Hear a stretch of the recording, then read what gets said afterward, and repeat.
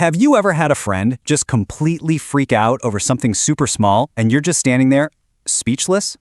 Well, today, we're going to break down the perfect English phrase for that exact moment. So picture this. Your friend Emily is having a complete and total meltdown. She's just had this tiny little accident, but listening to her, you think it was the end of the world. So, what do? She's completely losing her cool, and you need to kind of snap her out of it, but, gently. What's the magic phrase here? This is it. This is the phrase. It's so simple, but it's a really direct way to tell someone to just calm down and get a little bit of perspective. Okay, so let's really dive into this phrase we just used. Get a grip. It might sound a little weird at first, but trust me, it's incredibly useful in everyday conversation. So at its core, get a grip is pretty much a command. You're telling someone to take control of their emotions, to stop panicking, and to pull themselves together. It's kind of like saying, hey, hold on to yourself. But, and this is super important, you can't just use it anytime you want. Knowing when to say get a grip is just as crucial as knowing what it actually means. Yeah, this slide nails it. The formula is basically this. Use get a grip when there's a huge reaction to a tiny problem. Just think back to Emily and her coffee-stained shirt. That's a textbook case of overreacting to something really minor. You can think of it as a conversational shortcut. So instead of giving some long speech about perspective, you're just giving a quick, friendly nudge back to reality. It's a call for rationality. Now, before you run off and start using this with everyone, hold on. There is a very, very important detail we need to cover.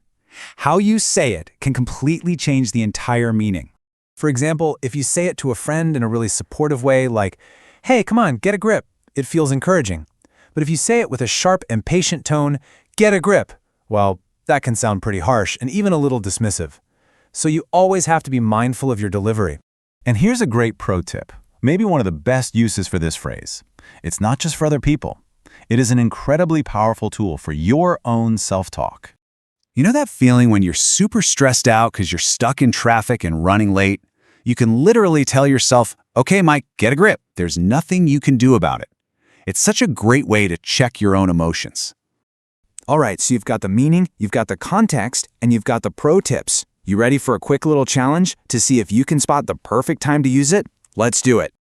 Okay, let's look at 3 scenarios. Which one is the absolute best fit for our phrase? Is it A, a friend calmly explaining their weekend plans?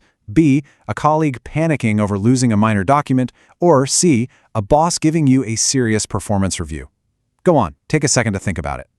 If you chose B, you are absolutely right. Your colleague is panicking over something small. That is the perfect setup. So let's quickly break down why B is the right call. The situation is panic, but the cause? It's minor. I mean, a lost document is definitely annoying, but it's not a real crisis. It's a classic overreaction, which makes it the perfect time for a friendly, hey, get a grip. And that's really what it all boils down to. This phrase is all about perspective. It's about being able to recognize when emotions are getting way bigger than the problem itself. So think about it. When was the last time you, or maybe someone you know, could have used this advice?